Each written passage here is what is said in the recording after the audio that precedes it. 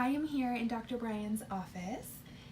I trust him so much because I've had Botox, I think 3 other times from him, and I get questions a lot on how, who Botox is for, if there's any side effects, if you feel like once you get it, you're stuck doing it. So again, it's kind of that financial side of like, oh, if I get it once, do I always have to get it? And am I going to notice if it wears off? Those are some common things that I get asked a lot. And then of course too, will I look frozen and scary and like those pictures that you see sometimes online that you're like, I don't want to look like that. I want to look like myself, just enhanced. So I just wanted to pick Dr. Brian's brain a little bit today for you so that you can hear maybe just some answers to the questions that you've been thinking about Botox, because I love it and I think it would probably be for almost any woman because I'm 40 and I think that I probably could have started earlier. Like, what age would you say is a good age to start? People are actually starting earlier and earlier because instead of treating lines and wrinkles, they're actually using it for preventing lines and wrinkles. And when I first started, I was 36, 37, and now I'm 45. So I did have more lines and wrinkles. It took Botox and some other treatments like lasers and peels and things like that to really help get rid of the lines and wrinkles that I had. And now they're gone, so I'm definitely preventing at this point. But I'd say the earliest you should consider is maybe in your 20s. And there are some people who in their 20s, because of just genetics and their frowns, this is really a common area where they just get these deep lines. And so you can start treating those early and preventing those, or, up here. I've actually met a couple like 21, 22-year-olds that work in an office and they've had Botox, and it blew my mind. I'm like, why are you getting Botox? Yeah.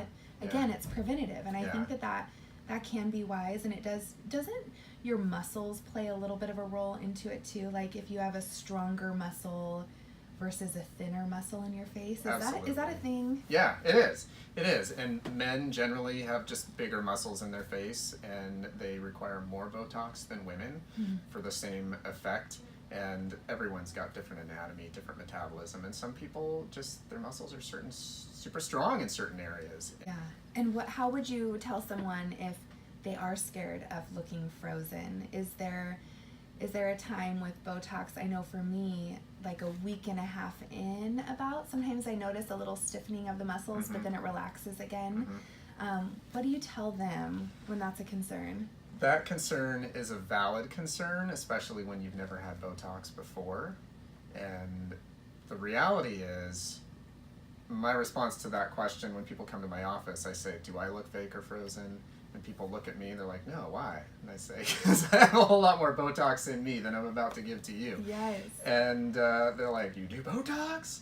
And I say, of course I do. Where do I work? I work for me. So we do a lot of stuff here, and Botox is probably the most common treatment that people get when they come to the office because it's so quick, it's so easy, a few needle sticks. Sounds scary. Once you get going, you're like, oh, that wasn't that bad. And then the results, really, you just feel and you look more relaxed.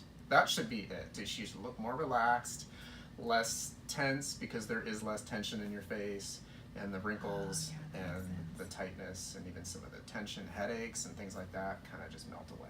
Oh, really? Yeah. Oh, that's interesting. It's been shown that it helps reduce headaches and it helps people be less depressed. I believe There's a couple medical benefits besides the cosmetic ones. I believe it. Well, and I feel like it makes me look like I've gotten a good solid 8 hours of sleep for my whole life. Yeah. So I just wake up looking younger, feeling younger, looking younger, and again, just that refreshed, bright-eyed almost look instead of the kind of the drag down that we get, especially if we haven't gotten good sleep. That shows up even more I think in our 40s than it did before. So it's a little way of tricking the face. So what about the cost of it? Could someone come in and just say, I have $200 to spend on Botox. Price is an issue for me. Could you work within that, or do you more say, this is what I recommend and we should go with this, and then come back and save up, and then let's give you the best of the best? Yeah, that's valid too, because cost is an issue, and once you start doing Botox, you tend to really like it and the results, and you don't want to stop doing it, but it's an expensive habit. But I will say that it's about the same cost as getting a Starbucks every day. You know, if you spend $4.50 on a drink, that's about what Botox is going to cost over the course of a year if you get a drink every day. If you treat kind of the three main areas, which are the upper forehead, the middle forehead, and crow's feet, $200 is not an unreasonable starting point. I think that for most people, they're going to require more than that, but about that much can treat one of those three areas. You know, and it lasts about 4 months, and then you come back and you get it again because you love it, and you know, you don't have to keep doing it. That's another common fear. What if I stop? Am I going to look horrible? Yeah. No. You're going to kind of go back to your normal expressions, your normal muscle movements, and you're going to be back to baseline. So you're not going to look any worse. And in fact, during the time period when Botox is working, the muscles aren't working as well. The lines aren't being created, so you're kind of putting your aging to some degree on hold. Ooh, aging on hold. Can we just like sit with that for a moment? I can't completely stop it, and I cannot reverse it completely, but I can do some. Well, it makes sense because you're not working with, you know, the muscles and getting those wrinkles deeper and larger, because they do get deeper, especially here for me in the 11s or whatever that area is called. And I have seen too that Botox is the most, it's the least aggressive of injections, where fillers can sometimes be a little bit trickier depending. Like, but for me, I never distrust the Botox because it just enhances everything. But I have had filler in the past, not by you, underneath my eye, and it didn't look like what I thought. But when you do Botox under my eye, it kind of did what I wanted the filler to do. So really trusting your doctor and listening to what they say, what you need. And because I do hear that a lot too from women, like, well, do I need to know what I need before I go in? And you really don't. If you have a good doctor that you're seeing, go in, have a consultation, have your first appointment, save up a little money, and just trust them because they want to make you look the best that you can. It's true. You know, depending on maybe the doctor, but I can't imagine that any doctor would be like, let's just make this person look crazy, you know? So I think just trusting and letting go and knowing that you're doing something good for yourself is important. And if you are getting facials and doing things that will help your skin along with the Botox, that's even better. So you could kind of alternate the two services as you go. But is there anything else you think that they need to know? You know, there's a couple maybe less common questions, but there might be some people who are not good candidates for Botox. I don't think that it's something that should be given to pregnant women or nursing women, or if you're trying to get pregnant. Typically, once you start to get into your 30s and towards your 40s, you really could start to use some fillers to make yourself look as good as you want. And I will say, putting it in the lower eyelids is probably the most tricky area as far as injecting fillers, but that's a really common area that people get because they don't want that hollowed look. But fillers can do a lot, and they work in a totally different way than Botox, but I'm just saying Botox is one thing to start with, and then as you get older, you're probably going to need to add something additional. Yes, which I'm sure you'll be telling me the next time I come. Every time I just wait for it. I'm like, Dr. Brian's going to say I need something else. Yeah, I'm going to add something else. But I'm not going to bring it up. He'll just tell me. I will, and I'll trust him. Yeah, and that's, you know, you brought that point up earlier. I mean, a good doctor who's into cosmetics and wanting people to look their best should be all about the result, less about, you know, the money or, you know, other things. It's like, I want to do a full face assessment on someone and verbalize what I see and what I recommend the first time that the person comes in. And definitely each time I'm doing that assessment on my own. I might not say it, but I'll you know. You're watching how we're talking. Yeah. And you're watching how our face moves and if we have any funny little things that we do with our mouth. Because I know that I used to go like this a lot. Like I used to make this funny little, and I've tried to stop doing that habit because that was pointed out to me and I was like, oh yeah, that probably is creating more lines and extra muscle movement that I don't need to do. So let's try not to make that face anymore. Sure. You know, it's even things like that. I love it. Well, thank you so much for sharing. You're welcome. So he's gonna do some Botox on me and you guys can watch. And if you know you're coming in for injections, don't put on makeup until afterwards. a lot of people do it because it's their morning routine, and then they come in and they're like, I had makeup on. I totally forgot. You know, I didn't even think about it. I know. As far as the discomfort, I think everybody's different, you know? I feel like these injections are more painful for me than around the eyes, but, you know, I don't know. I know. I've actually gotten brave enough, you know, the past couple of years and doing my own Botox. I'm kind of proud of that. Ooh, that is good. 'Cause I'm the guy who passes out with a flu shot, but I'm getting better about that too. Raise your eyebrows really high and let's see where your muscles are. Okay, so you still have some result from your last Botox, but typically we're gonna give 5 injections, one right in the middle. And, you know, doing Botox well requires a good knowledge of anatomy. Because if you know where the muscles are and how they're working, Yeah. then you can pretty much safely inject any muscle as long as you know what it's going to do when it's relaxed and when it's not working as well.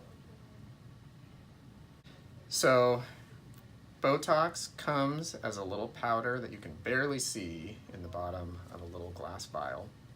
You have to mix it with saline so that it becomes a liquid. And so you can mix it with a tiny amount of saline and keep it really concentrated. You can mix it with a little bit more saline and make it a little bit more dilute. I tend to use the amount that the manufacturer recommends. And so all that means is usually each injection is about 4 units per site. So I just did 5 injections up here, so that was 20 units. That's a good starting point for most people. Same thing for this area, for the frown. It's gonna be 5 injections here. So I'm gonna have you frown so I can kind of see where your muscles move. So here's the first spot, okay, right there.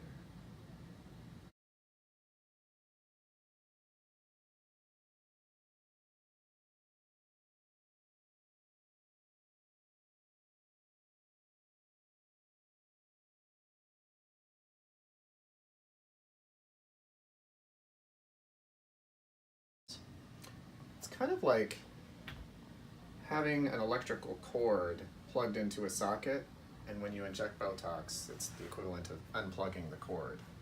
Like, the power is still there, but it doesn't do anything.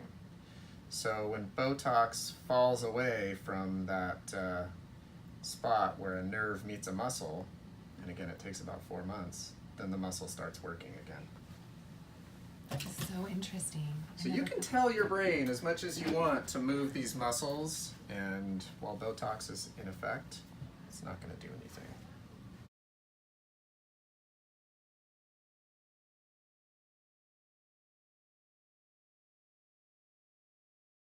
It's similar because it's just that quick little, you know, that quick little sting and then it goes away. So really similar to the feel of waxing. I think this is typically for most people a little bit more scary because it does involve a needle. Yeah. And it's right in the face, and you know, people are kind of appropriately yet inappropriately scared of doing stuff around the eyes because, oh no, what's gonna happen? It's too close to my eye. And I know. I'm pretty careful. I don't have Parkinson's disease. I'm not gonna slip and just inject it right into your eyeball. Although I will say, if that happens, I don't think it's the end of the world. You are so funny. Well, Dr. Ryan, can I ask you real quick too, on my eyes, because I do have the extra puffy, which is why I, years ago, tried to get the filler to kind of smooth out. And I was just getting done with nursing a baby, so I was really tired. I wasn't sleeping through the night. Sure. I was waiting until I was done nursing and pregnant so I could get something done. But for me and my eyelid shape, since, you know, I'm here and we're talking about it, what would you recommend to help with the puffiness under my eye? Well, one thing you just did, and that's the Botox, because you have a little bit of, I'd say, hypertrophy or thickening or just a stronger lower eyelid muscle. But then there's also a combination of some of that puffiness, bagginess that's caused by looseness of the looseness of the muscle that's lower, and a little bit of the fatty tissue that's underneath that muscle that's kind of pushing out. Typically that's genetic. If your parents had it or one of your parents had it, you're probably going to just be that way, and it's only going to get worse because things get looser as you get older. They don't get tighter. I see. It's kind of part of life. And so, you know, a lower eyelid surgery is the ultimate treatment for that because it'll actually remove some of that fatty tissue. Okay. And if you don't want to do the surgery, then the alternative is to inject fillers to where that's concave or there's that depressed area, that sunken in area. Okay. So the filler can actually mask the fullness by adding actually more fullness, but not where it's full. You want to inject where it's not full. So that would be like right underneath this area, right underneath that area. Okay. Again, that's a very tricky area, and you know, you just have to be prepared to have a little bit of bruising and swelling and maybe a suboptimal result that might require an additional touch-up after a week or two. Oh, right, once it kind of all settles. Yeah. Fillers that I use are all reversible, so you can always, you know, inject something else and that'll dissolve it down. Okay. And, you know, Okay. if we need to use that, we've got that. I love it. I Yeah. love it. Well, thank you. You're welcome. Thanks for coming in today. 29 and forever That's holding. right. That's right.